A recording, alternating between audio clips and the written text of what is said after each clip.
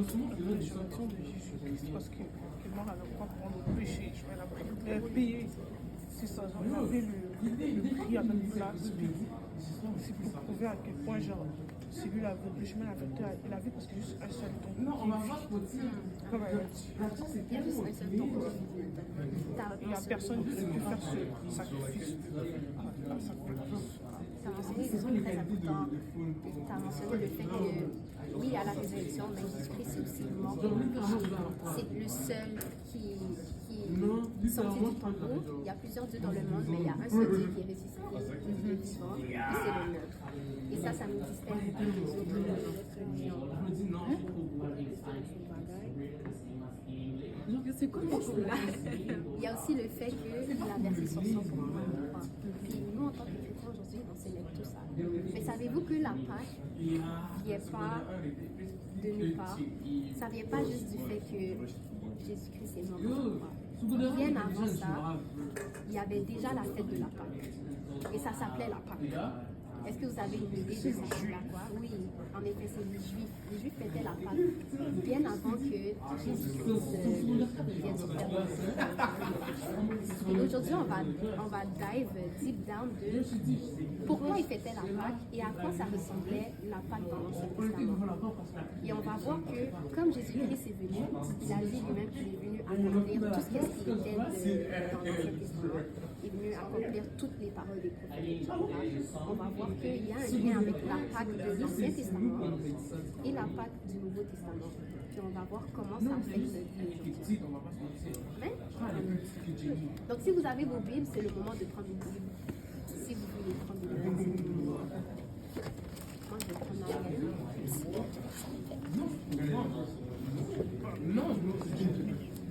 Je me rappelle. Tu peux utiliser la Bible. Yeah, for real. Si tu préfères. Le gars, il le dit. Le gars, il le dit.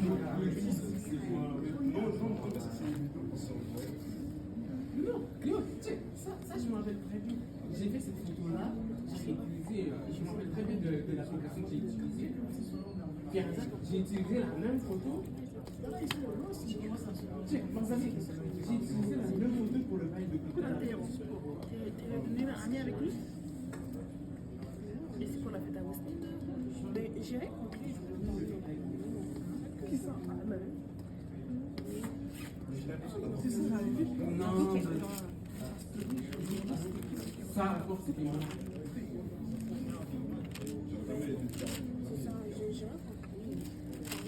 Et c'est mon genre de méga-joie de tout le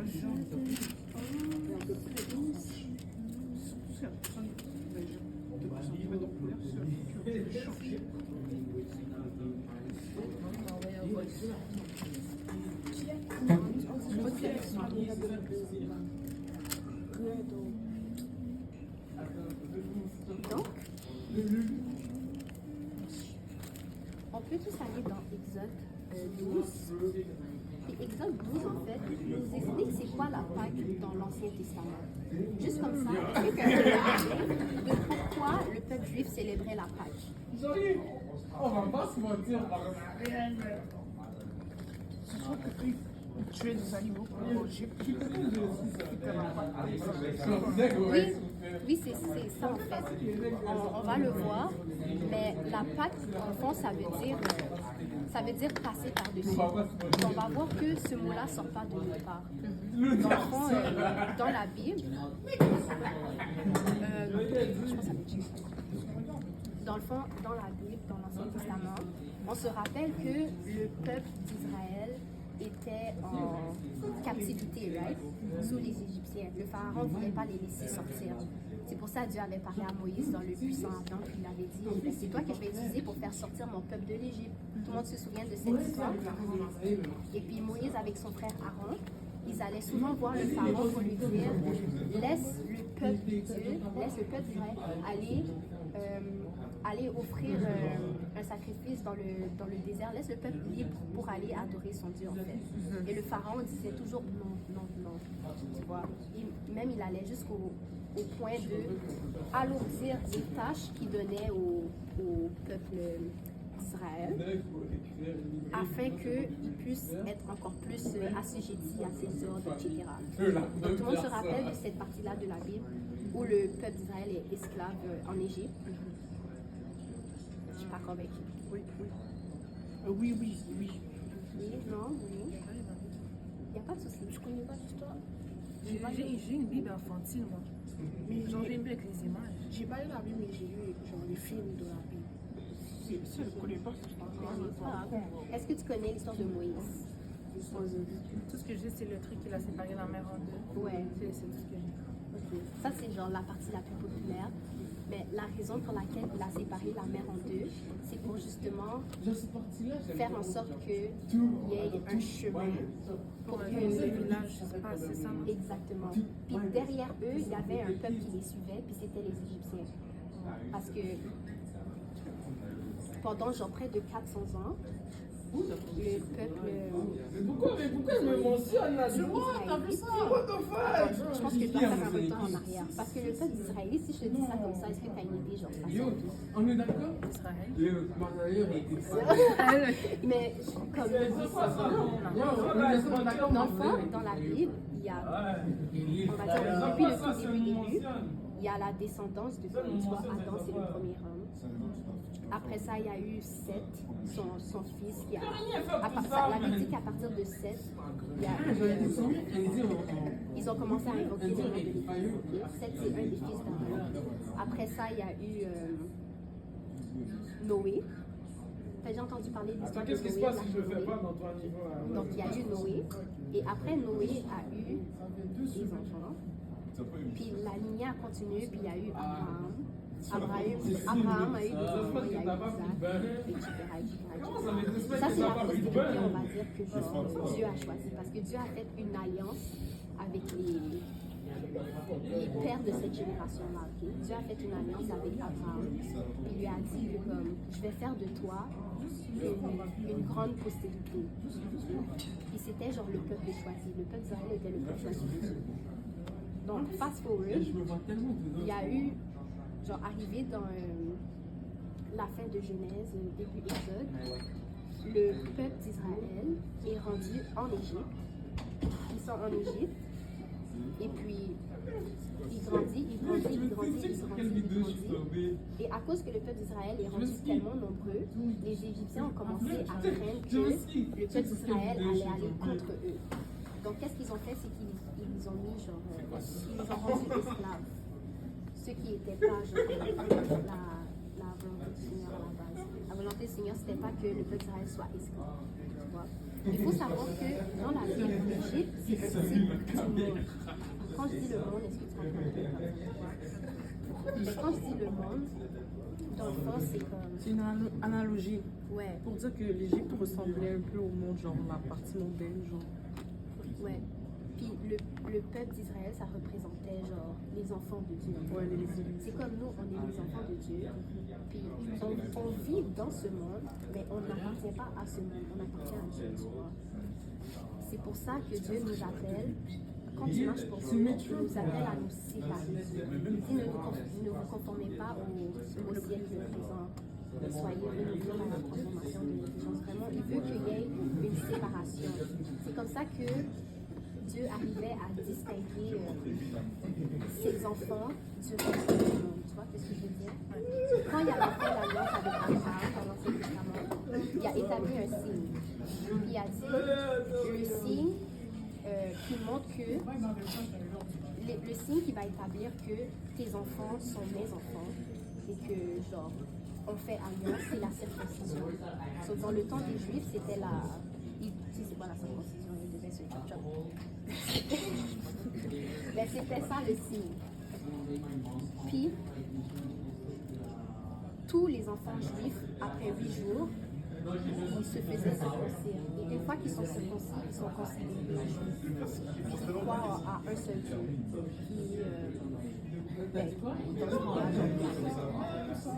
Quoi? Ils croient en un seul Dieu, C'est quoi Yahweh. le nom de ce Dieu? Yahweh.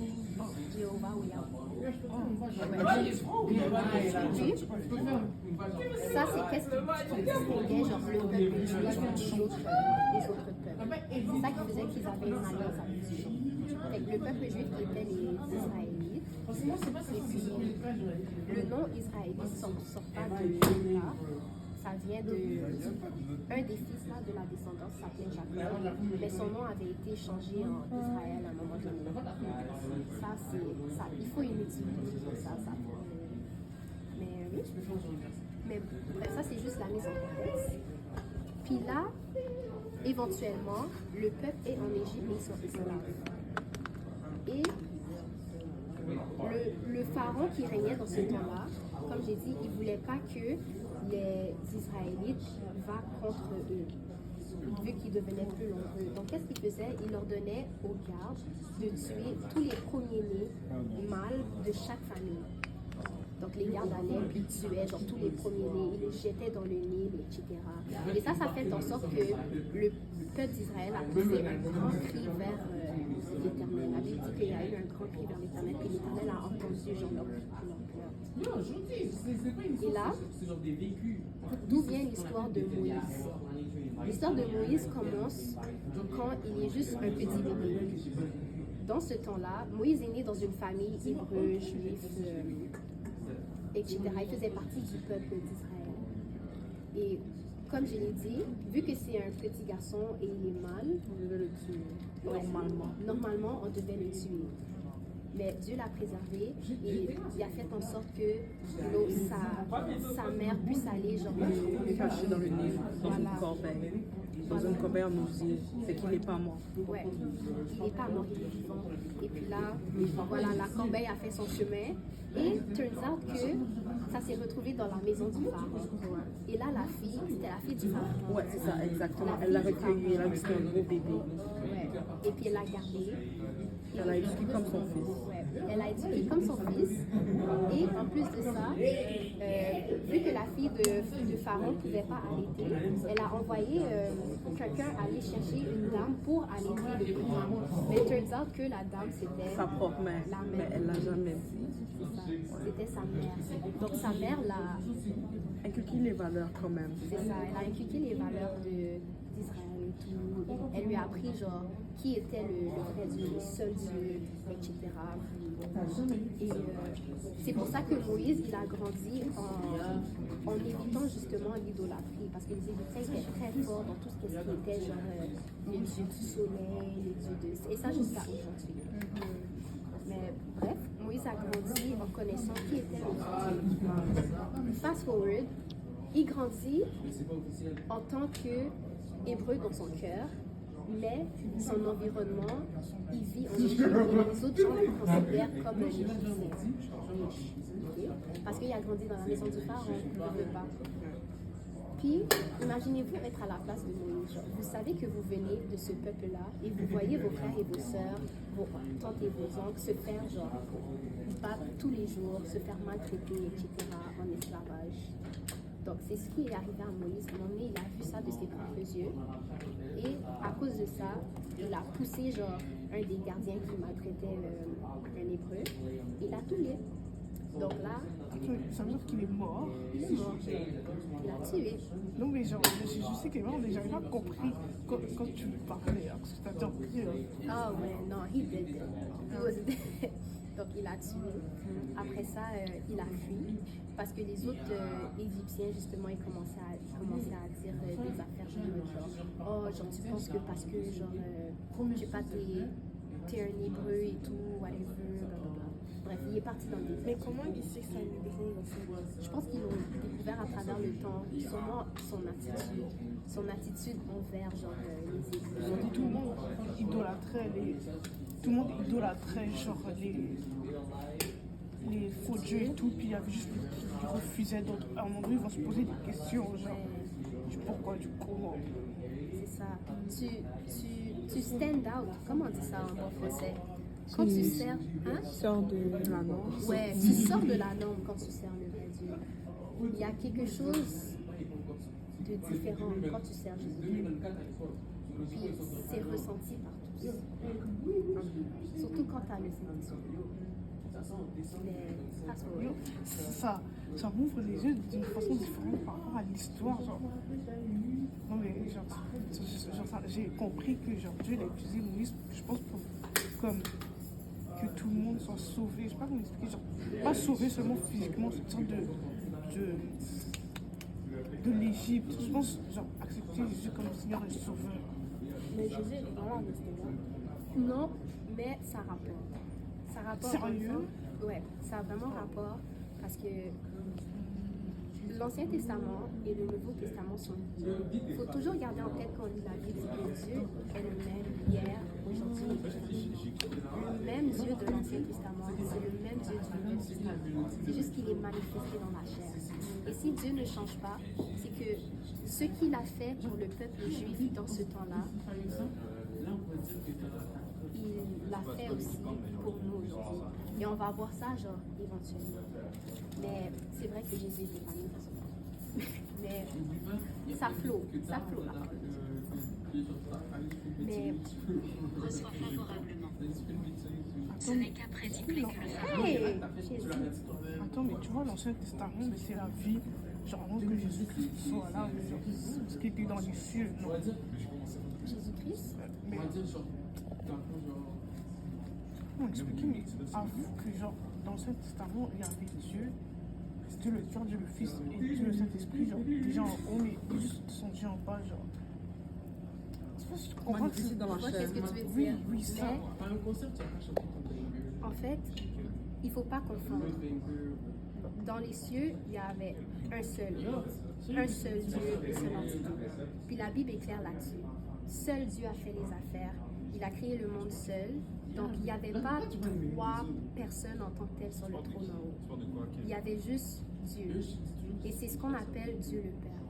C'est pour ça qu'il a dit au peuple d'Israël, écoutez Israël, vous avez un seul Dieu et vous allez l'aimer de tout votre cœur, de toute votre force, de toute votre pensée, etc. Mais il faut toujours retenir qu'il y a un seul Dieu, à la base. Et ce Dieu-là, il a tout fait seul. Donc quand il était au ciel, sur le trône, il était seul. Et la Bible dit que Dieu est esprit. Ok?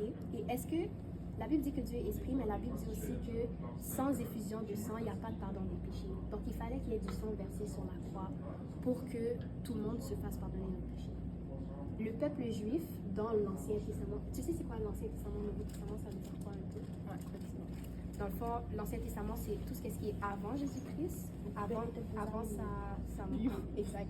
J'ai tellement répété ça dans l'exhortation, c'est sûr c'est resté là. Mais dans l'Ancien Testament, avant la mort de Ils coupaient les Jésus, têtes des animaux, ils mangeaient les animaux après, ou juste pour le sacré. ils brûlaient leur graisse et puis ils bouffaient la viande, je crois. Ils bouffaient la viande.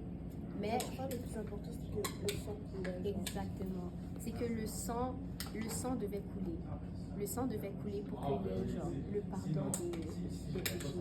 C'est pour ça que Jésus-Christ est né en fait. C'est pour ça que Dieu s'est manifesté dans la chair en Jésus-Christ pour venir à la croix verser de son sang pour nous. Là, c'était plus le sang des animaux qui a fait en sorte qu'on soit pardonné de nos péchés, mais c'était le sang d'un homme. C'est ça, le sang d'un homme sans défaut, sans péché, et aussi, comment dire, c'est pour ça qu'on l'appelle aussi l'agneau immolé, tu vois. Puis c'était Jésus. Mais ce Jésus-là n'était pas, comment dire, il n'était pas dans les cieux avant et ensuite il est descendu, non. C'est vraiment Dieu lui-même qui s'est manifesté dans la chair. Et puis ça, des fois, ça peut être un peu dur à comprendre parce que la Bible dit, mais l'affaire qui peut être dure à comprendre, c'est le fait que, comment dire, la Bible dit que en lui habitait corporellement toute la plénitude de Dieu, tu vois. Toute la plénitude de Dieu. Donc, on sait que... ok, là, on va aller loin. On sait qu'en Jésus-Christ, habitait corporellement, c'est-à-dire que dans son corps, toute la plénitude de Dieu. Tu vois. Fait qu'on sait que Jésus-Christ n'était pas juste un simple homme, mais c'était vraiment Dieu manifesté dans la chair. Okay? Mais quand on pense ça, je sais pas pour vous, mais moi, la première fois qu'on m'a dit ça, je me suis imaginé genre Dieu, et parce que j'imagine Dieu genre sous une forme telle concrète en esprit, descendre dans un homme genre et marcher sur terre. Mais est-ce que c'est réellement ça?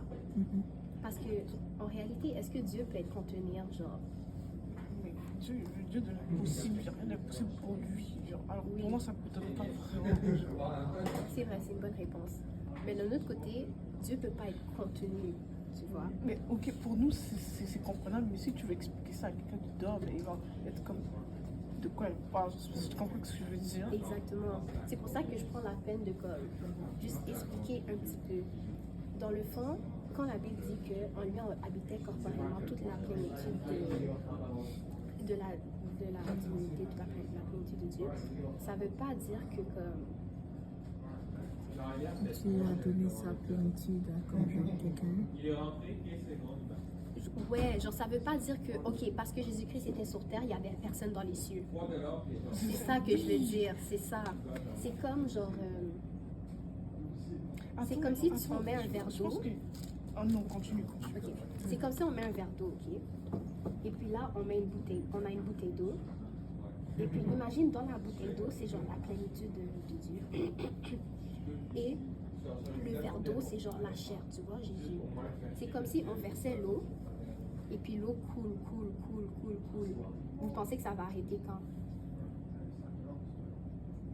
Jusqu'à temps que le verre est rempli. Jusqu'à temps que le verre est rempli. Non, jusqu'à ce que tu finis la bouteille. Oh, donc Dieu peut être fini? Non. Non, mais pas comme ça, mais genre... Dans le... Jusqu'à temps que le verre est rempli. Attends, j'ai pas compris. Et dans le Check, sens que imagine t'as que- pas eu un bon exemple. Check. Je peux en fait Dieu peut jamais genre finir, mais le verre ne peut pas contenir la plénitude. Non. Si la Bible dit on lui habitait corporellement toute la plénitude de Dieu, c'est que on lui habitait corporellement toute la plénitude de Dieu, mais c'est notre conception de la plénitude de Dieu qui doit changer. La plénitude de Dieu ne veut pas dire que il a, comment dire, il commence là et genre il a une fin. Je sais pas Dieu comment est expliquer. éternel, Dieu est éternité, Exactement. donc tu peux pas, l'éternité ne se compte pas. Il n'est pas Il est quantifiable. éternel, il est omniprésent, omnipotent, Donc c'est pas parce que Dieu était en Jésus qu'il ne pouvait pas agir encore en haut. Donc techniquement dans cette bouteille, il y aurait de l'eau jusqu'à et ça Jusqu'à. continuerait juste de couler jusqu'à parce que ça finit pas. Est-ce que ça comprend? Ouais. Je pense qu'on est au moins. Non, j'ai compris. Ça fait Toute la plénitude est éternelle en fait. J'ai un exemple que je donnais à un de mes amis musulmans, mais je sais pas si c'est un bon exemple, mais tu vois, genre, nous quand on meurt, ben, notre corps reste sur terre, mais je pense que notre âme, est-ce que c'est l'âme ou l'esprit? L'âme, ben genre, notre corps, ben, il reste sur terre, puis l'âme, soit il va, ben genre, quand on meurt, l'âme il va où déjà, genre, c'est une question. Quand on meurt, attends, on va y arriver parce que ça fait partie de l'étude. C'est ça que je disais que genre, c'est pas parce que genre tu es mort et que ton âme est partie que genre, je sais pas comment expliquer, genre t'es dans un cercueil que genre les gens ils vont pleurer, genre ils vont toujours voir que oh Divine est morte et tout, mais c'est la même chose avec Dieu, c'est pas parce que Dieu ben, il est en haut. Tu vois qu'est-ce que j'essaie de dire, je sais pas comment m'exprimer, c'est parce que yo, attends tu comprends? C'est en mode que c'est pas parce que genre on parle contre une partie, mais c'est pas parce que toi Pas t'es parce qu'on est dans un cercueil que ça contient notre âme, genre. mais c'est pas parce que t'es dans un cercueil que t'es plus toi en fait. C'est la même chose avec Dieu. C'est pas parce que genre. Ton âme vit encore. Oui. Ton âme vit éternellement. En fait, oh, il y a par là. J'avais senti qu'encore commence à montrer. On a un cabicha ici. Non, mais si celui-là avec Kabisha, c'est pas grave. J'ai pas filmé ma tête. Oh, non. Pas inquiétant. Je préfère que tu sois là dans un Kabisha. Le soleil, ça vient pas de Dieu. Caridana. Le soleil, ça vient pas de Dieu. Check, on se donne une heure. On se dit 17h20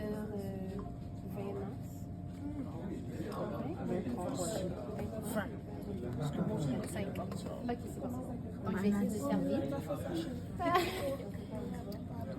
Donc là, on était rendu. Tu avais posé une question par rapport à l'âme. Dans le fond, la raison pour laquelle Jésus-Christ est venu à la croix mourir pour nos péchés, ça concerne justement notre état d'âme. Dans le fond, on retourne au tout début de l'histoire. La Genèse, Adam et Ève.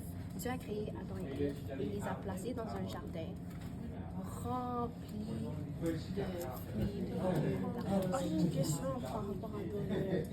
Est-ce que c'est vraiment le fait, genre, à vraiment manger un fruit ou ça, genre, parce que j'ai entendu que quand ils parlaient de Adam et Ève, ben, genre, l'histoire, c'est comme ils ont commis le premier péché, comme Ève a fait de l'adultère. Est-ce que c'est vrai? Non, c'est vraiment, elle a consommé. En plus, il y a des gens qui disent des choses qui sont même pas vraies, qui disent qu'elle va manger une pomme, mais c'est pas une pomme, c'est une espèce de Non, la Bible, Ça fait la Bible pas dit un savoir. fruit, mais pas.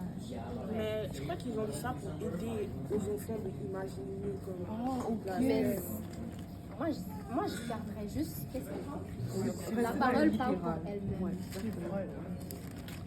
Mais dans le fond, on peut lire vite fait les débuts de l'humanité et ça va nous expliquer pourquoi il y a eu la Pâque de toute façon. Pourquoi il y a eu un besoin d'être sauvé de toute façon. Parce qu'on a beau savoir que Jésus-Christ est mort sur la croix, mais si on ne sait pas pourquoi, ça passe à la J'ai vraiment l'impression que tout était déjà prévu. Mais c'est sûr là, mais genre, j'ai l'impression que. Je sais pas si c'est le livre arbitre que j'ai à laisser, mais j'ai l'impression que tout est déjà programmé pour que on vive comme ça aujourd'hui. Genre. Je sais pas si tu vois ce que je veux dire, parce que je pense pas que dans un monde parallèle, ben, genre, si Ève n'avait pas mangé le fruit, ben, genre, il serait en train de vivre là. Ben, comme, je sais pas comment Ben, tu fais, mais c'est- la meilleure vie là. Genre. Mais c'est un peu à cause de nous pourquoi on vit ça en ce moment. C'est parce qu'on a péché. Alors que si on n'avait pas péché, on serait encore dans la présence de Dieu. Mais à cause qu'on a péché, on est sorti de la présence de Dieu. Dieu nous a Et c'est pour donné, ça, genre, genre. il nous a accordé avoir nous a accordé le fait qu'on peut faire des choix, tu vois. Fait que si Ève, parce que c'est Ève, a fait le choix de manger les fruits, tu vois. Puis elle a entraîné Adam à manger aussi les fruits. C'est ça. Fait, ils ont eu le choix de rester à la présence de Dieu ou désobéir de Dieu. Attends, ça, c'est ce qu'on appelle le pouvoir du Je choix. sais pas si je pose trop de questions. Si tu Non, poses non, trop de vas-y, questions, tu vas-y, peux vas-y. le dire. Mais parce que.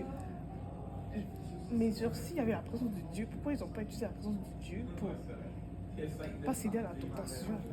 Faut dire, il y a le petit serpent à genre truc, à manipuler Ève pour dire qu'est-ce qu'il raconte Dieu, c'est qu'est-ce que Dieu raconte, c'est Si je faisais n'importe un quoi. On va aller checker ça, ok? Gardez vos questions pour la fin, parce que toutes les questions que vous posez font partie de qu'est-ce qu'on va regarder, ok? Dans le fond, il y a une leçon quand on fait l'étude biblique qu'on appelle le pouvoir du choix, et ça répond justement à toutes ces questions. Puis le pouvoir du choix, c'est justement ce que Dieu nous a donné, qui montre genre le plus son amour pour nous. C'est le fait qu'il nous a laissé le choix de le choisir ou de le rejeter. Et avec chaque choix, il y a une conséquence genre qui vient. Tu vois, dans la vie, si tu choisis de ne pas étudier, ça se peut que à cause de tes choix, tu fais ton examen. Par exemple. Mais bref, il nous a laissé le libre arbitre. C'est un gentleman, il va forcer personne à le choisir. ok? Maintenant, on va lire qu'est-ce qui s'est passé au début de l'humanité. ok? We're gonna let la parole de Dieu speak for itself. Donc, on peut aller tous dans Genèse 2, Attends, pourquoi on n'a rien vu sur Exode là? parce que le Seigneur nous a s'emmener Mais quelque part c'était. d'autre. C'est pas mais grave. Je pense que t'as déjà lu Exode 12. Non, on n'avait pas commencé. Mais c'est pas grave. C'est pas grave. On s'en C'est va pour ça dans qu'il une- faut jamais dans une préparer des direction. prédications faites par le Saint-Esprit. Ouais. Genèse combien? Dans Exode 2, C'est Genèse ou ah oui, Genèse 2. Genèse 2, on voit que Dieu a créé l'homme et la femme, ok? Donc, je vais aller lire à partir du verset 4. Voici les origines des cieux et de la terre, quand ils furent créés, lorsque l'Éternel Dieu fit une terre et des cieux, aucun arbuste des champs n'était encore sur la terre, et aucun arbre des champs n'est jamais encore, car l'Éternel Dieu n'avait pas fait pleuvoir sur la terre, et il n'y avait point d'homme pour cultiver le sol. Mais une vapeur s'éleva de la terre et arrosa toute la surface du sol. L'Éternel Dieu forma l'homme de la poussière de la terre. Il souffla dans ses narines un souffle de vie, l'homme devient un être vivant. Puis l'Éternel Dieu planta un jardin en Éden, du côté de l'Orient. Il y mit l'homme qu'il avait formé. L'Éternel Dieu fit pousser du sol des arbres de toute espèce, agréables à voir et bons à manger, et l'arbre de la vie au milieu du jardin, et l'arbre de la connaissance du bien et du mal. Un fleuve sortait d'Éden pour arroser le jardin, et de là se divisait en 4 bras.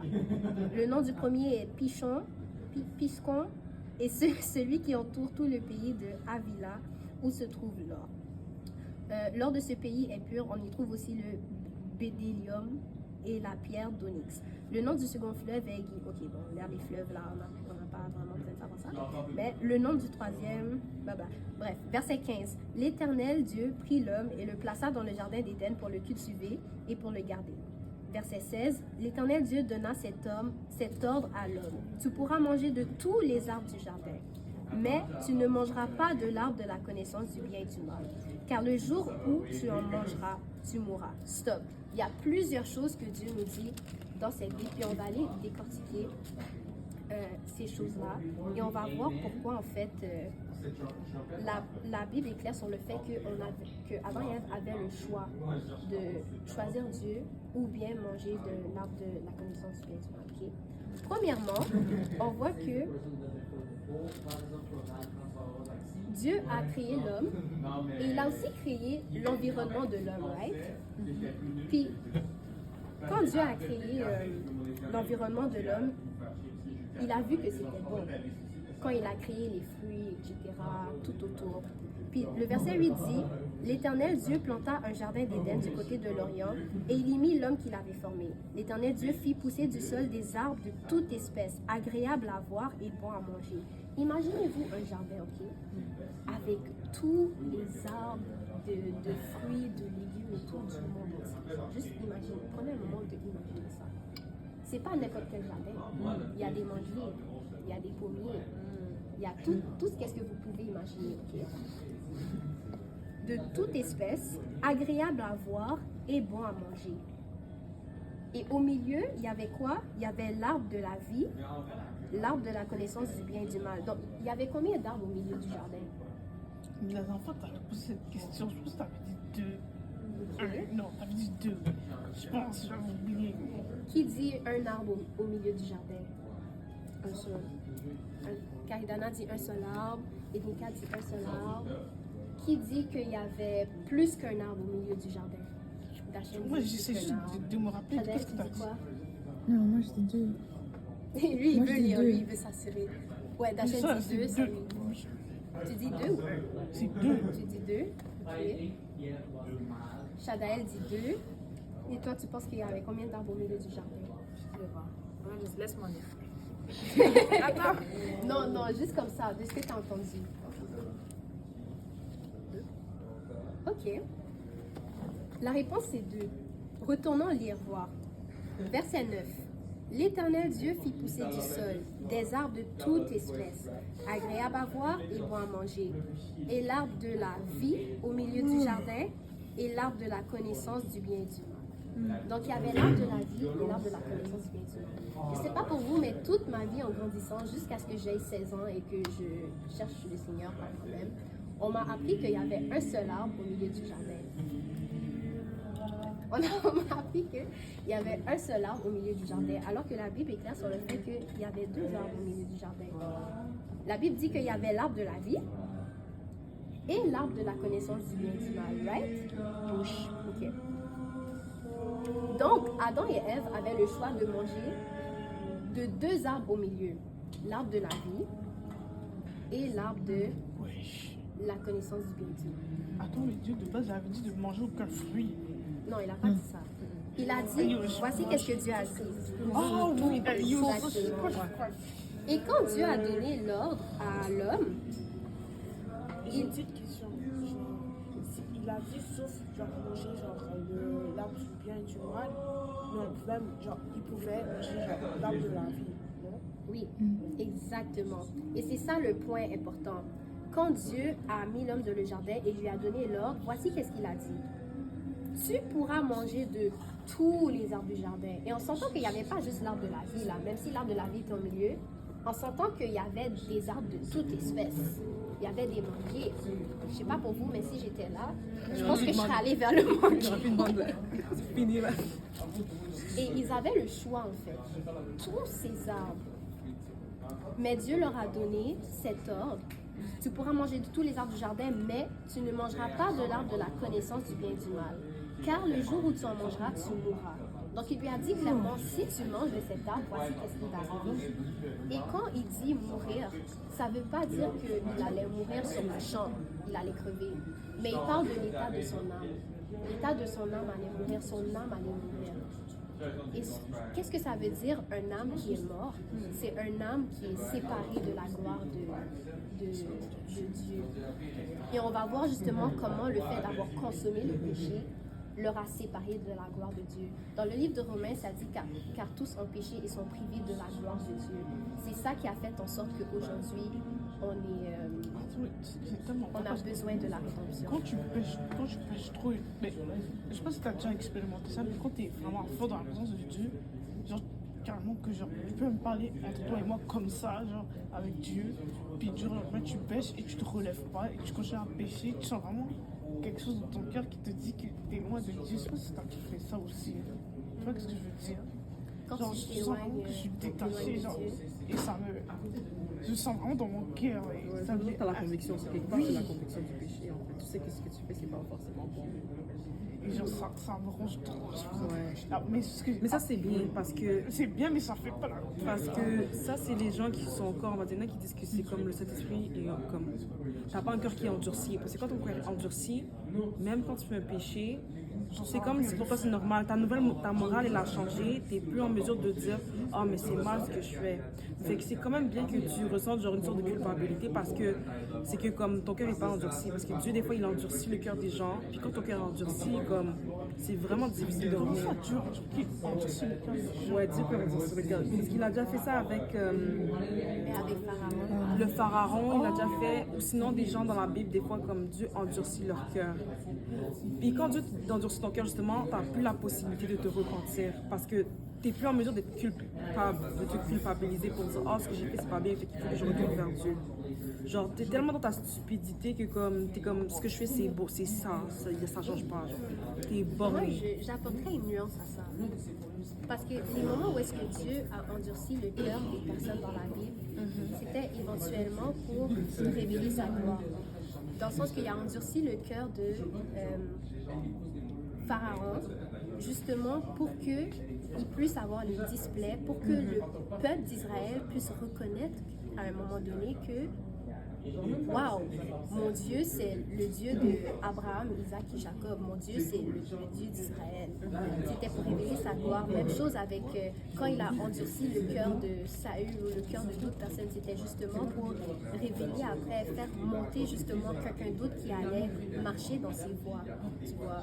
Mais ça ramène toujours à la volonté de Dieu. La Bible dit la volonté de Dieu, c'est que aucun ne périsse, mais que tous arrivent à la repentance. Attends, qu'est-ce que tu dis ça reflète exactement la situation et j'ai la réponse. Genre, pendant longtemps, je demandais à Dieu pourquoi. Et maintenant, j'ai juste de me donner la réponse à mon problème. Puis maintenant, je commence à. Mais genre, j'avais la conviction, mais ce que je dis ça, genre, en fait, je vais juste expliquer.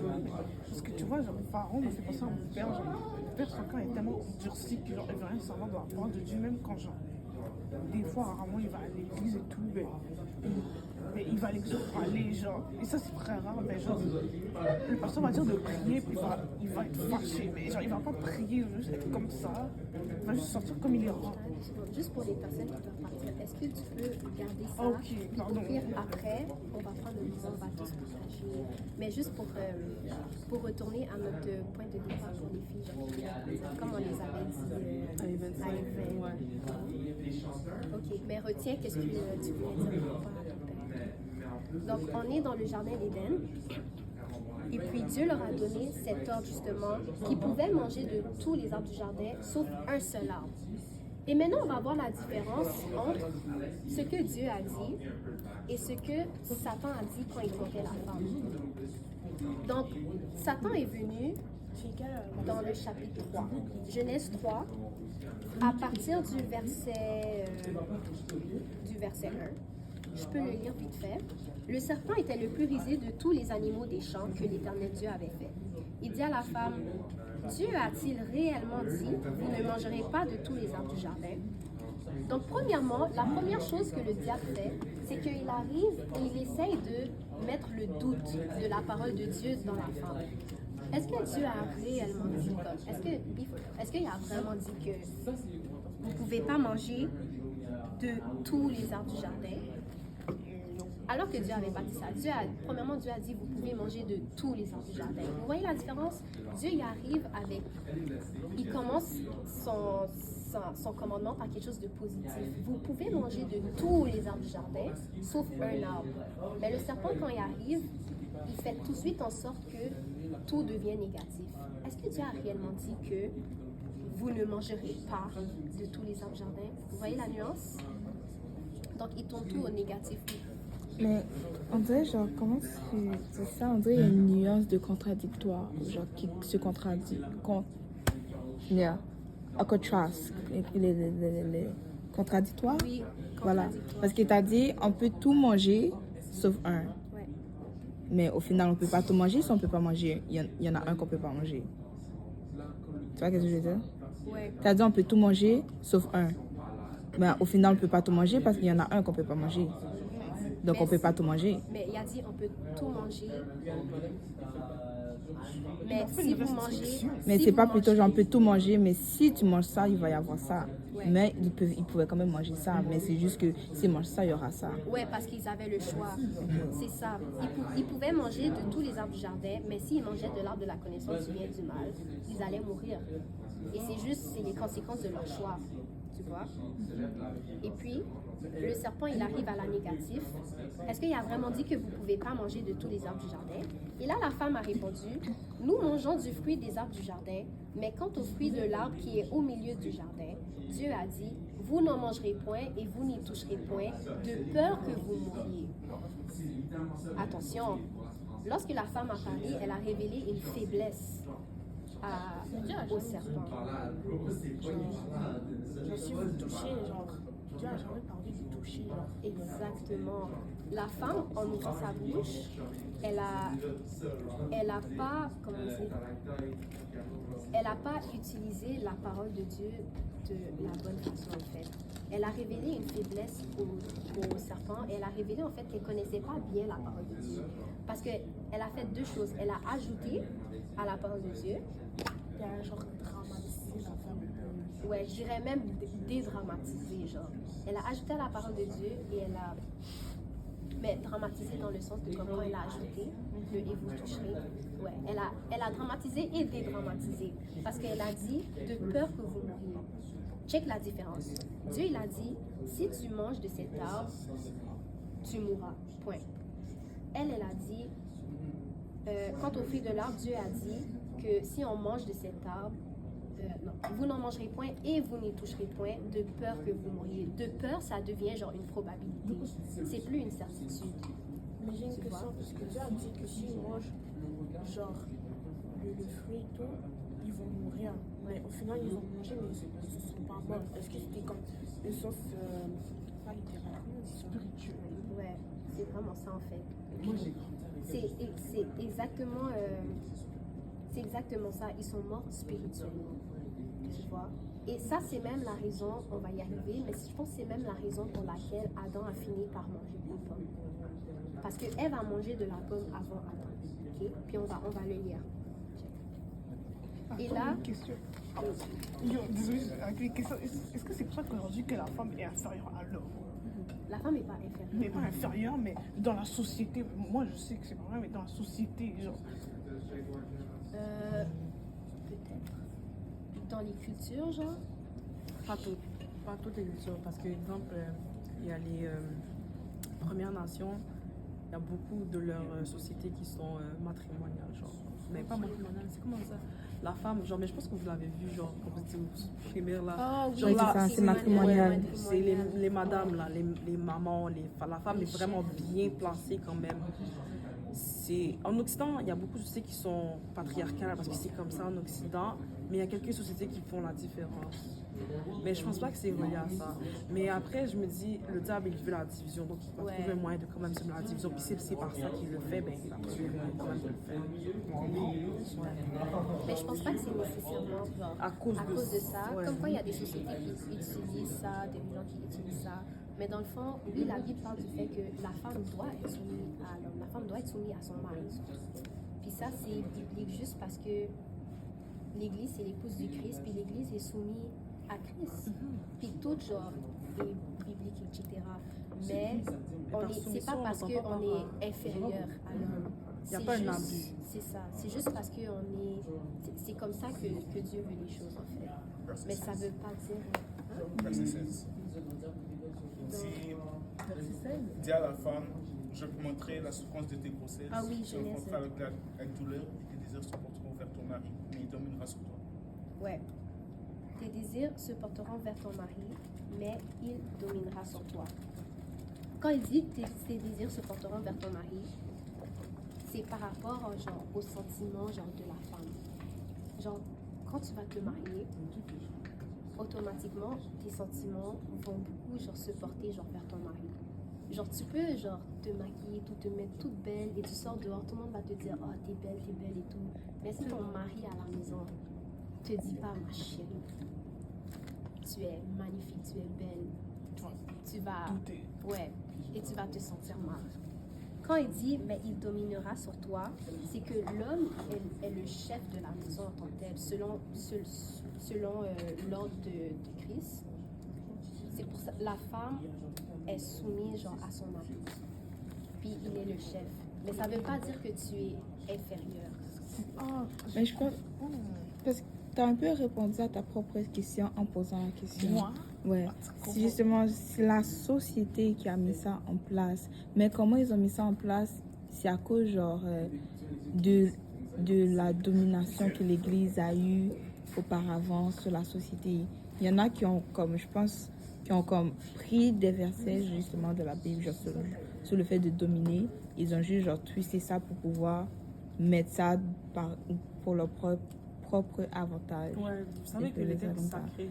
C'est ça qu'on dit. C'est ça. Ouais, Les gens ils ont utilisent un vraiment mauvais les de textes la- sacrés pour justifier des fois. C'est ça qu'on dit en classe. Là. La religion qui a... On n'est pas dans la religion, on est plus dans la relation. Puis genre, ils ont juste utilisé ça pour faire du mal aux gens. Puis maintenant, ils pensent que quand... Juste, ouais, c'est ça, là, que je disais. 5 Ok, on prend ça, ok? Encore ça. Donc, là, après, voilà, elle a révélé au diable justement qu'elle ne connaissait pas bien la parole de Dieu, ok? Et puis, le serpent, quand il a vu qu'elle ne connaissait pas bien la parole de Dieu, il est allé encore plus loin. À la place de remettre en question la parole de Dieu, il a été encore plus loin et il a juste contredit la parole de Dieu. Alors que Dieu a dit, si vous mangez de cet arbre, vous allez mourir, le serpent a dit au verset 4, vous ne mourrez point. Le serpent dit à la femme, vous ne mourrez point. Mais Dieu sait que le jour où vous en mangez, vos yeux s'ouvriront et que vous serez comme des dieux, connaissant le bien et le mal. Donc, non seulement il a contredit la parole de Dieu complètement, mais aussi il a essayé de faire en sorte que le fait de pécher contre Dieu devienne quelque chose de positif, devienne quelque chose de gratifiant. Oh, si vous mangez de cet arbre-là, oh, croyez-moi, vous allez comme ça, là, vous allez être au top, vous allez devenir Dieu, vous allez devenir, juste parce que ils allaient avoir la connaissance du bien et du mal. Mais pensez-vous vraiment que s'ils n'avaient pas mangé de cet arbre, qu'ils n'allaient pas finir par avoir la connaissance du bien et du mal éventuellement? Tu veux que je te dise quelque chose? Moi, je pense que même s'ils n'auraient pas mangé de ce fruit, à un moment donné, ils auraient péché. I mean, on sait jamais. Non, c'est vrai que c'est En faudrait, on pourrait, on peut pas On le peut les savoir. pour les contre longtemps, mais on sait vraiment On peut pas ce qu'il a fait, savoir. C'est ça.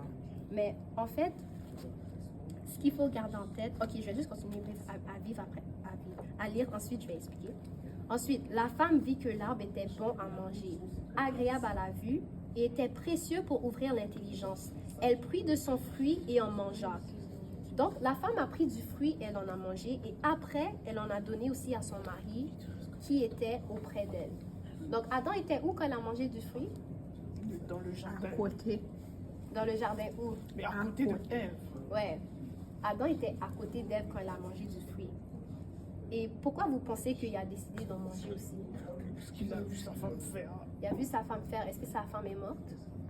Non, mais parce qu'il Non, c'est ça. n'avait pas compris que c'était spirituel. Ben, Qu'il c'est allait ça. mourir.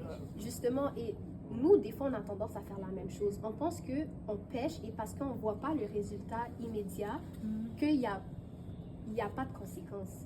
Mais la vérité, c'est que quand on pêche, on se sépare de la gloire de Dieu et on meurt spirituellement. Et c'est ça qui s'est passé. Ils sont morts spirituellement. Et sûrement, c'est pour ça que Adam, après, quand il a vu Ève, elle se tenait encore debout, il a fait oh, comment tu calmes. Puis il a pris la pomme, puis la pomme. Il a pris le fruit, maman, et puis il en a mangé. Ils sont morts spirituellement. Et puis la Bible parle de 3 convoitises, ok? Ça, c'est dans le livre, je pense, soit de Jacques, Pierre, Jean, mais la Bible parle de 3 convoitises. Il y a la convoitise de la chair, la convoitise des yeux et l'orgueil de la vie. Je ne sais pas si Karidana, tu te souviens, mais on avait fait une étude là-dessus. Tu te souviens, c'était quoi la convoitise de la chair? Non, je suis trop fatiguée pour écouter des choses. Mais la convoitise de la chair, c'était par rapport à... tes propres désirs, genre, Exact. que tu veux, genre, Tes désirs qui sont charnels, qui sont contre la etc. parole de Dieu. Peut-être qu'en ce moment, tu vois pas que tes désirs. Je t'explique un truc, par exemple, peut-être qu'en ce moment, genre, tu as des désirs et tout, et que tu ne te rends pas compte qu'ils sont nocifs parce que tu te plais dedans. Mais plus tu te plais dedans, plus tu auras les conséquences par la suite. Et tu vas comprendre pourquoi Dieu dit genre, de ne pas faire ce genre de choses. Peut-être que exactement, tu ne comprends pas pourquoi genre, tu ne dois pas. C'est un seul exemple que j'ai là, mais genre. Ouais. J'aime pas. Mais genre, t'as compris ce que je veux dire. La convoitise, si je me souviens bien, c'est genre désirer fortement genre quelque chose. Presque d'une manière genre malsaine. Comme l'idolâtrie. Ouais. Puis la convoitise de la chair, c'est par exemple désirer fortement quelque chose, mais qui va venir genre satisfaire ta chair, genre. Ça peut être trop la nourriture, ça peut être aussi par rapport au désir sexuel, genre désirer genre trop quelqu'un au point de comme vouloir genre la posséder, etc. Ça peut être par rapport à plein de choses par rapport à la chair. La convoitise des yeux, c'est plus par rapport à comme ce qu'on voit, Genre les choses qu'on voit, l'envie. Parce qu'on a vu genre, tu vois la vie des influenceurs par exemple. Parce qu'on voit les influenceurs, on voit la luxure, on voit, ils ont telle chose, quoi, etc. luxure? Tout ce qui est extra. Non, mais c'est pas ça le vrai sens du mot. Luxure, c'est genre, mettons, bling bling, I think. Mais le Luxueux. Luxueux, c'est ça. Genre, luxueux, c'est vraiment hors portée. Ok, mais le luxe, tu vois, on voit toutes ces choses-là et dans notre cœur, ça peut venir créer la convoitise, ça peut venir créer que on veuille ressembler à ça. Ou on peut voir comment quelqu'un est vénéré, on peut voir comment quelqu'un est aimé par les autres gens et puis nous, on va essayer de devenir comme cette personne-là, justement, la convoitise des yeux, parce qu'on veut justement être populaire, on veut, etc. Ça, c'est la convoitise. L'orgueil de la vie, c'est plus par rapport à tu deviens comme ton propre Dieu. Toute la philosophie d'aujourd'hui de comme on n'a pas besoin de Dieu, I'm my own God, c'est moi qui dirige ma vie et tout, self-made, les affaires comme ça. Ça, c'est ce qu'on appelle l'orgueil de la vie. C'est que tu mets Dieu de côté et tu décides que, écoute, moi là, I'm on top. Genre, j'ai pas besoin de Dieu. Et c'est la génération dans laquelle on vit aujourd'hui, right? Une génération En qui ce moment, laisse je vois plus les gens Dieu de côté. venir vers Dieu. Donc, tu... Ouais, parce qu'il y a un réveil. Mais en général, on vit dans la culture qui est comme j'ai pas besoin de Dieu. Regarde tout ce que l'humain a pu accomplir et tout. Ouais, Genre, on n'a pas besoin de Dieu et tout. Ouais. Ça, c'est l'orgueil. Ça fait penser un peu à la tour de Babel. Ouais, Kind of. ouais. Eux, ils disent comme ça, on va monter jusqu'au monde là. vraiment. Et voilà, donc on peut voir que la femme a été tentée par ces 3 convoitises-là. Et à la fin, elle a fini par prendre du fruit, elle en a mangé et elle en a donné aussi à son mari qui était auprès d'elle. J'aimerais juste apporter un point sur ce que le serpent a dit quand il a dit « Dieu sait que le jour où vous en mangerez, vos yeux s'ouvriront et que vous serez comme des dieux connaissant le bien et le mal. Vous serez comme des dieux. » On se rappelle que quand Dieu a créé l'homme, il a dit quoi? Il a dit qu'il a créé l'homme déjà à son image. L'homme et la femme étaient déjà faits à l'image de Dieu. Donc pourquoi quand le serpent est venu les tenter, ben plus la femme, je dis les parce que Adam est à côté, pourquoi quand il est venu les tenter, il les a dit, le jour où vous en mangerez, vos yeux s'ouvriront et vous serez comme des dieux, connaissant le bien et le mal. Ils ne se sont pas rappelés du fait qu'ils étaient déjà créés à l'image de Dieu. Puis n'est-ce pas que des fois, ça nous arrive aussi? On oublie que on est des enfants de Dieu. Et quand genre il y a des situations de notre vie qui viennent, ou bien des gens qui menacent un peu genre notre orgueil, ou bien qui menacent un peu genre comment dire, notre personne, on oublie notre identité en Christ. Si quelqu'un arrive et te dit genre écoute genre t'es moche, ça peut venir genre, tu sais, ça peut venir te toucher, mais oublie pas t'es qui en Christ. Premièrement, t'es faite à l'image. Ouais. Premièrement, t'es faite à l'image de Dieu. Et deuxièmement, la Bible déclare que je suis une créature genre merveilleuse. Tu vois? C'est un vie, donc. Il faut qu'on se rappelle de notre identité. Donc, Ève, dans ce moment-là, malheureusement, elle n'a pas tenu ferme. Non seulement elle a montré à Satan qu'elle ne connaissait pas bien la parole de Dieu, mais elle a montré à Satan aussi qu'elle ne connaissait pas son identité. Elle ne savait pas elle était qui, genre, en Dieu. Parce que Dieu l'avait déjà faite à son image. Et moi, ça m'énerve tellement le fait que, tu vois, j'imagine Satan en train de parler à Ève, genre avec un petit sourire sur son côté, puis il est comme, ouais, le jour où vous en mangerez, vos yeux s'ouvriront et vous serez comme des dieux. Comme si, genre, c'est la meilleure affaire au monde. Comme si le fait d'être séparé de Dieu, c'était mieux. Non, comme si le fait d'être comme un Dieu, c'était mieux d'être séparé de Dieu. Mais Alors que... c'était gratifiant pour lui, mais Adam et Ève ne savaient pas ça. Mais justement, le serpent savait. Donc pour lui, c'était la meilleure chose à faire pour le serpent. Ouais. Parce qu'il essaye de, genre, justement, nous séparer de Dieu. Donc pour lui, c'était genre la meilleure chose à faire. Alors que non, c'était pas la meilleure chose à faire. C'est ça. Mais c'est devenu la meilleure chose à faire pour l'homme et la femme parce qu'ils ont écouté la voix de Satan. Et quand tu es rendu à un point dans ta vie où est-ce que tu te dis que pécher, c'est mieux que de suivre le Seigneur, parce que Satan aime faire ça. Il aime faire en sorte que